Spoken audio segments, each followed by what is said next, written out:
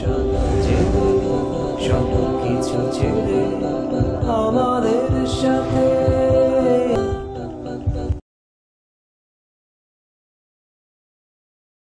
আসসালামু আলাইকুম রহমতুল্লাহি ওয়া বারাকাতুহু। সুপ্রিয় দর্শক শ্রোতা, খুতবাতের আয়োজনে দর্শে দাওয়াত অনুষ্ঠানে আপনাদের সবাইকে স্বাগতম। আজকে আপনার সাথে আমি আছি মোহাম্মদ আমিনুল ইসলাম এবং আমার সাথে আছেন ইসলামী দাওয়া ইনস্টিটিউটের সম্মানিত প্রতিষ্ঠাতা পরিচালক বিশিষ্ট দায়ী হযরত মাওলানা মুফতি জুবায়ের আহমদ সাহেব। হযরতের কাছে আজকে আমাদের প্রশ্ন, অমুসলমানদের মাঝে দাওয়াতি কাজ কেন করা লাগবে, অমুসলমানদের আমরা কেন দাওয়াত দেব? তো হযরত আমরা উত্তরে চলে যাই। আপনাদের কাছে আমাদের আজকে জানার বিষয় হলো, আজকে আমরা তো মুসলমানরাই ঠিক নাই, আমরা মুসলমান যেখানে ঠিক নেই সেখানে আমরা কেন মুসলমানদেরকে দাওয়াত দেব, সে বিষয়ে আপনি আমাদেরকে কিছু বলতেন। আলহামদুলিল্লাহ ওয়া কাফা ওয়া সালামুন আলা ইবাদিহিল্লাযিনা ইসতাফা, আম্মা বা'দ। আপনি সুন্দর একটা প্রশ্ন করেছেন। দেখুন, আল্লাহ পাকের ফরজ একটি বিধান হলো দাওয়াত। দাওয়াত আমরা মুসলমানদের মাঝেও দেব, অমুসলিমদের মাঝেও দেব। বিশেষ করে রাসূল সাল্লাল্লাহু আলাইহি ওয়াসাল্লাম যখন দাওয়াত দিয়েছেন, অমুসলিমদের মাঝেই দাওয়াত দিয়েছেন। উনি একা মুসলমান ছিলেন, সকল অমুসলিমদেরকে দাওয়াত দিয়ে দিয়ে উনি মুসলমান বানিয়েছিলেন। সাহাবায়ে কেরাম সকলে অমুসলিম ছিলেন, ওনাদেরকে দাওয়াত দিয়ে উনি মুসলমান বানিয়েছেন। তারা জাহান্নামের পথের পথিক ছিলেন, তাদেরকে জান্নাতের পথে নিয়ে এসেছেন। এই দাওয়াতটা কিয়ামত পর্যন্ত দাওয়াত চলবে। কিন্তু এখন প্রশ্ন হলো, যেটা আপনি করলেন, যে আগে তো মুসলমান ভালো ছিল, তারা দাওয়াত দিয়েছে, কিন্তু এখন তো মুসলমান নাই।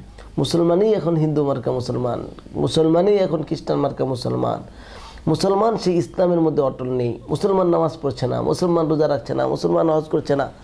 অতএব মুসলমানদেরকে আগে ঠিক হওয়া উচিত, এটা আপনার প্রশ্ন। এই জন্য আগে আমরা যদি ঠিক হয়ে যাই, আমাদের আখলাক চরিত্র ঠিক হয়ে যায়, তাহলে আমাদের আখলাক দেখে অমুসলিমরা মুসলমান হয়ে যাবে। এই জন্য আপনার প্রশ্ন হলো, আগে আমরা ঠিক হই, এরপর তাদেরকে দাওয়াত দেব, এই তো? দেখুন, এটা একটা ভুল ধারণা। কারণ আমরা যদি এই কথা মনে করি যে আগে আমরা ঠিক হব, এরপরে আমরা অন্যকে দাওয়াত দিব, তাহলে কিয়ামত চলে আসবে, আমাদেরও ঠিক হওয়া হবে না, তাদেরকে দাওয়াত দেওয়া হবে না। কেমন জানি আমরা আল্লাহ পাকের একটা ফরজ বিধানকে আমরা অফ করে দিলাম। কারণ আল্লাহ নবী সাল্লাল্লাহু আলাইহি ওয়াসাল্লাম বলেছেন, খায়রুল কুরুনি করনি সুম্মাল্লাযীনা ইয়ালুনাহুম সুম্মাল্লাযীনা ইয়ালুনাহুম, সর্ব উত্তম যুগ আমার যুগ, এরপরের যুগ, এরপরের যুগ। এখন যদি আমরা দিন দিন দেখি, মুসলমানদের অবস্থা আগের থেকে ভালো হয়েছে না খারাপ হয়েছে? দিন দিন সাহাবায়ে কেরামের পরে দিন দিন যদি আমরা দেখি, তো মুসলমানদের অবস্থা খারাপই হচ্ছে, ভালো না। তাহলে আগের তুলনায় কি উলামায়ে কেরাম কমেছে না বেড়েছে? বেড়েছে অনেক। আগের তুলনায় দাওয়াতে তাবলীগের সাথীর সংখ্যা কমেছে না বেড়েছে? অনেক বেড়েছে। হক্কানি পীর মাশায়েখদের মুরিদদের সংখ্যা কমেছে না বেড়েছে? অনেক বেড়েছে। মাদারিসের সংখ্যা, মসজিদের সংখ্যা কমেছে না বেড়েছে? অনেক বেড়েছে। সব বাড়ছে, কিন্তু সামষ্টিকভাবে মুসলমানদের অবস্থা ভালো না খারাপ? খারাপ, দিন দিন খারাপের দিকে যাচ্ছে। তো সারা পৃথিবীতে মুসলমানদের এই অবস্থা খারাপ। আর যদি আমরা এই কথা মনে করি আগে আমরা ঠিক হব, তারপর তাদেরকে দাওয়াত দেবো, তাহলে কিয়ামত চলে আসবে, আমাদের ঠিক হবে না, তাদেরকে দাওয়াত দেওয়া হবে না। তাহলে আমাদের করতে হবে কি? আমাদের ঠিক হতে হবে, নিজেদের ইসলাহ করতে হবে, সাথে সাথে অমুসলিম ভাইদেরকে দাওয়াত দিতে হবে। কোরআনে হাকিমের মধ্যে আছে, আল্লাহ সুবহানাহু ওয়া তাআলা বলেন, ওয়া আসলিহু বাইনা ইন্নামাল মুমিনুনা ইখওয়া ফাসলিহু বাইনা আখওয়াইকুম। এক মুমিন আর এক মুমিন পরস্পর ভাই, একজন আরেকজন ইসলাহ করবে, আত্মশুদ্ধি করবে, ভুলকে শুধরিয়ে দিবে। যাক্কির ফাইন্না যিকরা তানফাউল মুমিনিন, তাযকির করবে, পরস্পর আলোচনা করবে। আমি নামাজ পড়ি না, একজনকে নামাজ পড়তে বলবো, একজন রোজা রাখে না, তাকে রোজা রাখতে বলবো, এটা তাযকির, এটা ইসলাহ। আর দাওয়াত, একজন অমুসলিম বা একজন ভাইকে সে ইসলামের দিকে নাই, তাকে দাওয়াত দিবে। কোরআন হাকিমের মধ্যে আছে, আল্লাহ পাক বলেন, ফালাউলা নাফারা ওয়ালতাকুম মিনকুম উম্মাতুন ইয়াদউনা ইলাল খায়র, তোমাদের মধ্যে এমন কিছু মানুষ থাকবে যারা সৎ কাজের দিকে ডাকবে। তো এই আয়াত তো এমন না যে সাহাবায়ে কেরাম পর্যন্ত শেষ, এক পর্যায়ে শেষ। এই আয়াত কি কিয়ামত পর্যন্ত থাকবে।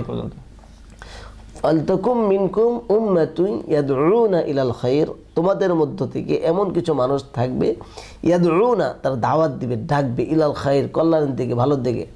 আব্দুল্লাহ তাফসিরে ইবনে কাসির রহমাতুল্লাহি আলাইহি ওনার তাফসির গ্রন্থের মধ্যে এনেছেন যে এই আয়াতের ব্যাখ্যায় যে রাসূল সাল্লাল্লাহু আলাইহি ওয়াসাল্লামকে আব্দুল্লাহ ইবনে মাসউদ রাদিয়াল্লাহু তাআলা প্রশ্ন করলেন, ইয়া রাসূলুল্লাহ ইয়াদউনা ইলাল খায়র, এই খায়র দ্বারা উদ্দেশ্য কি?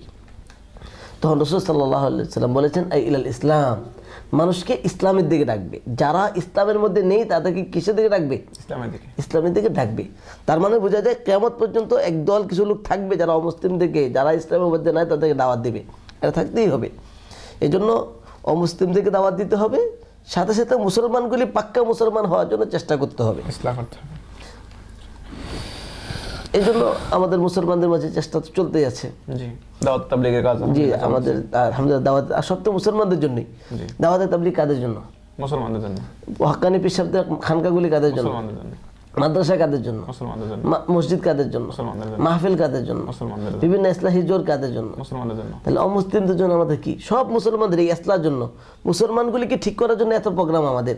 কিন্তু রাসূল সাল্লাল্লাহু আলাইহি ওয়াসাল্লাম যে অমুসলিম ভাই তারা চিরস্থায়ী জাহান্নামে যাবে, এই জাহান্নাম থেকে বাঁচানোর জন্য, আগুন থেকে বাঁচানোর জন্য আমাদের কি ফিকির, কি আমাদের প্রোগ্রাম আছে? ইসলামী রাজনীতিগুলিও কিন্তু মুসলমানদের জন্য, কিন্তু তাদের জন্য আমাদের কি আছে, কি প্রোগ্রামটা আছে? তাহলে আমাদেরকে উভয়টাই করতে হবে। ইসলাম মুসলমানদের ইসলাহ করতে হবে, সাথে সাথে অমুসলিমদেরকেও দাওয়াত দিতে হবে। তো হযরত আপনার কাছে আরেকটা বিষয় হলো যে আগে কাদেরকে দাওয়াত দেবো, মুসলমানদের নাকি অমুসলমানদের? এটাও একটা প্রশ্ন আপনার কাছে, যে মানে আগে আমার কাদের দাওয়াত দেওয়া উচিত, মুসলমানদেরকে দাওয়াত দেবো নাকি অমুসলমানদের দাওয়াত দেবো, যদি আমাদেরকে বলতেন। জি, আমি আপনাকে যেটা বললাম যে দাওয়াত আমাদেরকে উভয়টাই করতে হবে। যে মুসলমানদের যেমন আমাদের শুধু এই বললেই হবে না যে আগে আমরা ঠিক হব তারপর তাদেরকে দাওয়াত দিব, এটা যেমন ভুল। ঠিক শুধু এটা বললে হবে না যে আমি শুধু অমুসলিমদেরকে দাওয়াত দেবো, মুসলমানদের ইসলাহ করবো না, এটা বলা ঠিক হবে না। আমাদেরকে উভয়টাই করতে হবে, উভয়টারই প্রয়োজন। মুসলমানদের ইসলামেরও প্রয়োজন, অমুসলিমদেরকে ইসলামের দিকে ডাকা, দাওয়াত দেওয়া এটারও প্রয়োজন। এখন কোনটা আগে করব, কোনটার প্রয়োজন বেশি বা কোনটা দরকার? আমি আপনাকে প্রশ্ন করে বলুন তো, কান দরকার না চোখ দরকার? উভয়ই দরকার। উভয়ই দরকার, কানও দরকার, চোখও দরকার। ঠিক ইসলামের দাওয়াত দেওয়া দরকার, অমুসলিমদেরকেও ইসলামের দাওয়াত দেওয়া দরকার, মুসলমানদের ইসলাম দরকার। উভয়টাই করতে হবে। কিন্তু এমন যেন না হয় বাস আমি যেটা করছি এটাই ঠিক, এমনটি নয়। আমাদের মধ্যে বড় সমস্যা যেটা হয় সেটা হলো আমি যা করি এটাকে হক মনে করি, বাস আমি যা করছি এটাই ঠিক, এটাই দিন, এটাই সত্য। বলছি এইটাই দিন না, এইটাও দিন, এটাই হক না, এইটাও হক। আমি মনে করি তাবলীগের কাজ করি, দাওয়াতে তাবলীগের মেহনতের কাজ করছি, তো আমি যদি মনে করি এইটাই দিন, এটাই হক, এটাই সত্য, এটা ঠিক হবে না। তাহলে আমাদেরকে আমি এটাও হক, আমি তালিমের ময়দানে কাজ করছি, শিক্ষার ময়দানে, দিনই শিক্ষা, তো আমি যদি মনে করি ইসলামী শিক্ষাটাই হলো হক বা আমি যা করছি এটাই ঠিক, এটা ভুল। এইটাই ঠিক না, এইটাও ঠিক, এইটাই দিন নয়, এইটাও দিন, এই চিন্তাটা আমার রাখতে হবে। যেখানে দিনের কোনো কাজ হয় সেখানে যেন আমার একটা অংশ থাকে। এই জন্য সবগুলি আমাকে করতে হবে, যে কোনো দিনের যে কোনো অংশ যখন যেখানে আসবে, যখন যেভাবে আমাকে সেখানে আমার শরীক হতে হবে। বাকি আমি একসাথে সবগুলি একসাথে করতে পারবো না, একটাকে আমি ভালো করে ধরে রাখবো, বাকিগুলিকে সহযোগিতা করবো। এই জন্য আমাদের শেখ হযরত মাওলানা কালিম সিদ্দিকী সাহেব দামাত বারাকাতুহুল আলিয়া, ওনার একটা বইও আছে রফিক বন ফরিক নিহি, যেটা আমি অনুবাদ করেছি, সহযোগী হোক প্রতিপক্ষ হয় না নামে। এই জন্য দিনই কাজে সহযোগী হওয়া, প্রতিপক্ষ না হওয়া। এই জন্য আমরা কেউ তাজকিয়ার কাজ করবে, কেউ ইসলার কাজ করবে, কেউ দাওয়াতের কাজ করবে, বা সব কাজকে সহযোগিতা করা, একটাকে বাধা না দেওয়া যায়। আগে কোনো এক কাজ আর এক কাজের পরিপূরক নয়। দেখুন মুখ দিয়ে কিন্তু নাকের কাজ হবে না, চোখ দিয়ে হাতের কাজ হবে না, পা দিয়ে মাথার কাজ হবে না, প্রত্যেকটা তার স্থানে জরুরি। ঠিক অমুসলিমদের মাঝে দাওয়াত এর তার স্থানে সঠিক, মুসলমানদের ইসলাহ সেটা তার এখানে সঠিক, তাজকিয়া পিসাবদের জিকির আজকার তাজকিয়া সেটা তার জায়গায় সঠিক, তালিম ওলামাদের তালিম সেটা তার স্থানে সঠিক। কিন্তু তালিম দিয়ে আপনার আরেক কাজ হবে না, দাওয়াত দিয়ে তালিমের কাজ হবে না, প্রত্যেকটা তার স্থানে সঠিক। এই জন্য সবগুলিকে শ্রদ্ধা করা, সব কাজকে সম্মান করা এবং সব কাজকে সাধ্য অনুযায়ী সহযোগিতা করার চেষ্টা করা। জাযাকাল্লাহ, আপনি আমাদেরকে অনেক সময় দিলেন। সুপ্রিয় দর্শক, ধন্যবাদ আপনাকেও। সুপ্রিয় দর্শক ও শ্রোতা মণ্ডলী, আপনাদেরকেও অনেক ধন্যবাদ আমাদের সাথে থাকার জন্য, কষ্ট করে আমাদের ভিডিও দেখার জন্য। আশা করি পরবর্তী ভিডিওর জন্য আপনারা অপেক্ষা করবেন, সেই কামনায় শুভ হোক। আসসালামু আলাইকুম ওয়া রাহমাতুল্লাহি ওয়া বারাকাতুহু।